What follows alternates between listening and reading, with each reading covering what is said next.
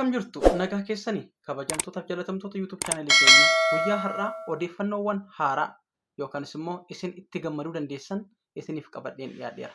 Keessumaa jechuudha YouTube chaanelii kanaatiin tokko hanga 10 kan jiran dhaabbilee Oromoos haa ta'u namoota Oromoos haa ta'u tokko hanga 10tti most subscribers kan qaban yookaanis immoo followerii hedduu kan qaban eenyu isaanii kan jedhu wal wajjiniitiin ilaalla. Mee kana keessatti wanti isin barattanii Oromoon kun sooshaal miidiyaa kanarraati hagam fayyadamaa jira. Namoonni dhuunfaadhaanis ta'e dhaabbileen dhuunfaadhaan sooshaal miidiyaa kanarraati mostly fayyadamuu danda'an eenyu isaanii kan jedhu wal wajjiniitiin ilaallaa jechuudha. Egaa akkuma beektanii wantoota onlaayinii maallaqa argamsiisan keessaa tokko YouTube chaaneliidha. YouTube chaanelii kana relatively uummanni Oromoo kan sabni Oromoo kun hagamitti fayyadamee hammam irratti hojjechaa jira kan jedhu sanallee dabalataan beekuun nu barbaachisa waan ta'eef hanga dhumaatti akka dhaggeeffattan gamanumaan dhaamsa isiniif dabarsuun barbaada jechuudha. Mee kurnaffaarraati haa kaanu. Kurnaffaarra kan jiru most subscribers yookaan followers karaa YouTube qabaachuudhaan sadarkaa 10ffaarratti kan argamu dhaabbatadha. Dhaabbatichi ETV Afaan Oromoo. ETV Afaan Oromoo subscriberoota 411,000 yookaanis immoo 411K qabaa jechuudha. ETV Afaan Oromoo dhimmoota garaagaraa dhimmoota biyyaa irratti viidiyoo garaagaraa hojjechuudhaan kan beekamanidha. Yeroo ammaa kanas immoo diraamaan hirkoo achirratti gadhiifamaa jira waan ta'eef subscriberoota hedduu akka isaan attract gochuu danda'an isaan dandeessiseera. Dhaabbilee Oromoo keessa sadarkaa 10ffaa qabachuu danda'aniiru. ETV Afaan Oromoo followerii 411K qabaachuudhaan kan beekamudha jechuudha. Itti aansuudhaanii eenyu jettanii yoo ilaaltanii nama dhuunfaadha. Amma immoo dhaabbata osoo hin taane nama dhuunfaadha. Bokkuu Multimedia or Qaanqee Show jedhamuudhaan kan beekamu Habtaamuu Lamuudha jechuudha. Bokkuu Multimedia yookaan Qaanqee Show'uun kan YouTube chaanelii Habtaamuu Lamuuti. Inni immoo sadarkaa 9ffaa qabatee jira. Followerii yookaan subscriberii 430K 430K yookaanis immoo 430,030 subscriberii qabaachuudhaan hanga guyyaa har'aatti sadarkaa 9ffaarratti kan argamu Habtaamuu Lamuudha. Namoota garaagaraa dhiyeessuu, show garaagaraa qopheessuu, konteentiin isaa jechuudha. Akkuma kana dhimmoota biyya irratti siyaasaan kan wal qabatu wantoota garaagaraa gochuudhaan Habtaamuu Lamuu tajaajilaa turedha. Kanaaf kun immoo akka inni yuutuuberoota Oromoo keessaa sadarkaa 9ffaa akka inni qabatu isa taasiseera jechuudha. Kanaaf baay'een keessan ni beektu waan ta'eef ibsa bal'aa asirratti kennuun nu barbaachisu. Itti aansuudhaan sadarkaa 8ffaarratti kan argamu immoo nama isin baay'ee beektaniif jaallattan Abbaa Cabsaa yookaanis immoo Dr. Naafiyaad Geetuu yookaan isa kanadha jechuudha. Dr. Naafiyaad Geetuu subscriberoota 442K qabaachuudhaan sadarkaa 8ffaarra taa'ee jira jechuudha. This is great achievement. Waan guddaadha. Egaa Dr. Naafiyaad Geetuu konteentiin inni dhiyeessu maalirrattidha jettanii gaafa ilaaltan jechuudha. Dhimma fayyaa fi fayyaatiin wal qabatu irratti konsaltaantiidha yookaanis immoo gorsaadha. Dhimmoota fayyaadhaan wal qabatan irratti barnoota garaagaraa karaa yuutuubii akkuma kanas immoo qosawwan tokko tokko taphoota garaagaraa maatii isaa waliin illee taasisuudhaan yuutuubiin isaa baay'ee guddatee sadarkaa 8ffaarra ga'uufii danda'ee jira jechuudha.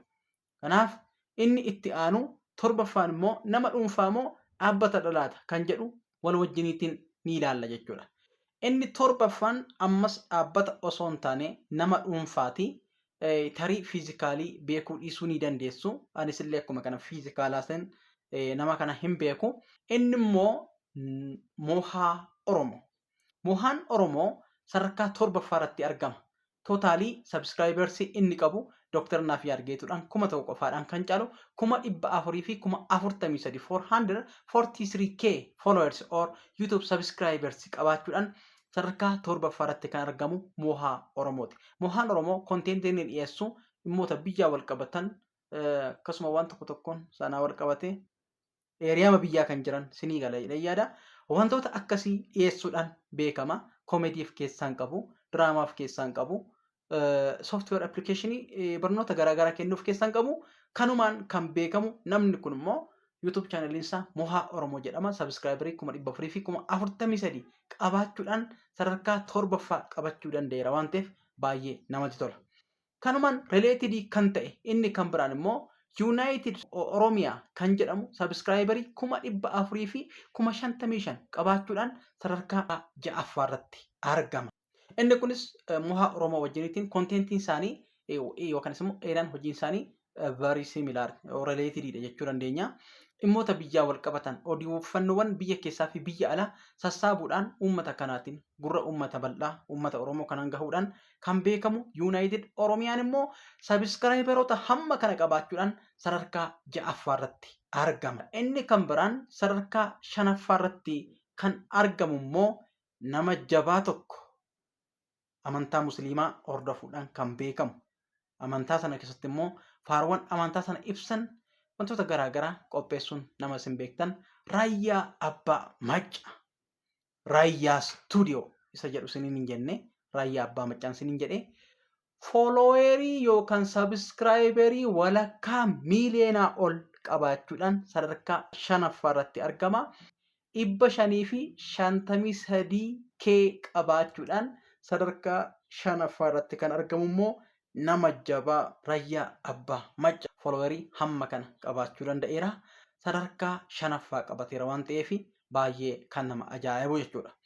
Amma immoo sadarkaa ol aanaa yookaan sadarkaa 4ffaadhaan dhaabbata tokkoon isinitti himuudhaaf deemaa jira. Dhaabbanni kun bara wayyaanee keessa wayyaanee miila tokkoon kan dhaabbachiise dhaabbata cimaa fooloowerii hedduu qabaachuudhaan kan beekamu OMN Oromiyaa Miidiyaa Neetwoork sabiskiraayibarii 800,000 fi 86,000 qabaachuudhaan sadarkaa 4ffaa irratti kan argamu immoo OMN'dha jechuudha. Kanaaf warri OMN miliyoona galuudhaaf waan muraasatu sun hafa waan ta'eef jabaadha. 3ffaa irratti kan argamu tokkoffaa fi lammaffaa qofaadhaan caalamee 3ffaa irratti kan argamu YouTube chaaneliin afaan Oromoodhaan hojjetamu Vision Entertainment dhaabbata muuziqaa jechuudha. Vision Entertainmentiin hordoftoota 800,000 fi 93,000 893K followers or subscribers qabaachuudhaan sadarkaa 3ffaa irratti argama. Sadarkaa 2ffaan eenyu laata? Nama dhuunfaa moo dhaabbatadha? Sadarkaa 2ffaa irratti kan argamu miidiyaa guddicha biyya kana hordoftoota hedduu kan qabu OBN Oromiyaa Broadcasting Network sagaleen uummataa sabiskiraayibaroota 915K qabaachuudhaan yookaan hordoftoota hamma kana qabaachuudhaan sadarkaa 2ffaa irratti argama. Miiliyoona guutuudhaaf sabiskiraayibaroota 85,000 qofaatu isaa hanqata.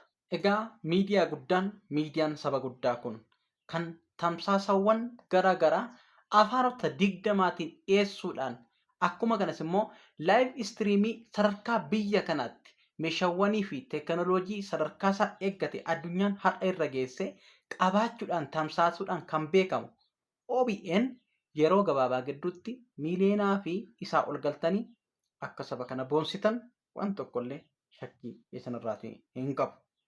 Otoo jennu sadarkaa tokkoffaarra kan jiru sadarkaa tokkoffaarra kan jiru YouTube chaanelii waggoota dheeraadhaaf hojjete. Personaalii yookaan nama dhuunfaansaa eenyu akka ta'e hin beeku garuu Oromoo P3 kan jedhamu sabiskiraayibaroota miiliyoona tokko 1.11 million followers or subscribers qabaachuudhaan Oromoo P3 sadarkaa tokkoffaa number 1 irratti argama. Kanaaf yuutuuberoonni Oromoo kana fakkaatu. Egaa Oromoo P3 kun keessumaa waggoota hedduudhaaf kan tureerudha jechuudha. Akkuma kana artistoota durii kan waggoota 15, 16, 17 dura wantoonni hojjetaman yuutuubii kanarra jiru jechuudha. Kanaaf isaan kun 1 hanga 10 kan jiranidha. Egaa akka waliigalaatti kana kaasuun maaliif barbaachisee? Eessa jirraa akka sabaatti miidiyaadhaan hagam deemnee teekinooloojii hagam fayyadamaa jirra kan jedhullee beekuun nu barbaachisaa jechuudha. Relaatiivlii gaafa ilaalamu uummanni Oromoo amma isarraatii eegamu deemeera yoo jenne hin deemne kan saba biraa keessaati biyyuma kana keessa ta'eeti hanga miliyoona 2.1 2.5 miliyoona 3.1 maaksimaamiin isaa 3.1 kan hin beeku nan qaba waan ta'eef jechuudha. Haga kanatti deemaniiru. Kanaaf warran keenyas jabaadhaa. Sabskraayibii wal gochuun wal guddisuudha malee wal xiqqeessuu miti. Wal gargaaruudha malee karaa walitti cufuu miti. Oromoon haa guddatu, Oromoon haa bal'atu, eenyummaan isaa haa guddatu, ikoonomiin isaa haa guddatu, waliif jirra jechuun tokko karaa kana mul'ata waan ta'eef Oromoon caalamuu hin qabu. Ammaaf akka biyya kanaatti sadarkaa lammaffaa yookaan sadaffaa ta'uu dandeenya. Kan nu dursan sabskraayibaratu miiliyoona hedduu qabaachuudhaan kan nu dursan ni jiru. Kanaaf sun immoo guyyaa irraa kaastanii akka jabaattan yoo maal hojjenne wayyaa kontentii akkamii yoo dhiyeessine wayyaa kan jedhu kontentii kireeshinii irratti viidiyoo isaa yeroo itti aanutti kan isiniif hojjennu ta'a jechuudha. Kontentii kireeshinii maali? Kontentii akkamii hojjechuu dandeenya kan jedhu gorsoota garaagaraa yeroo itti aanutti kan isiniif dhiyeessinu ta'uusaa gamarman waadaa isiniif galuu barbaanna. Viidiyoo kanarraatti barnoota guddaa akkasiin barattan waan tokko shakkii hin qabu. Yeroo adda biraatti viidiyoon keenya yeroo asitti gadhiifamu atattamaan dhufee akkasiin bira gahuudhaaf odeeffannoowwan barbaachisoo ta'an akka argattaniidhaaf YouTube chaanalii keenya sabskraayib gochuu hin dagatina. Laayik gootanii yoo isin tole immoo hiriyoota keessaniidhaaf sheer yoo gootan nu gammachiisa. Waan daawwattaniidhaaf galata guddaa qabdu. Turtii gaarii qabaadhaa.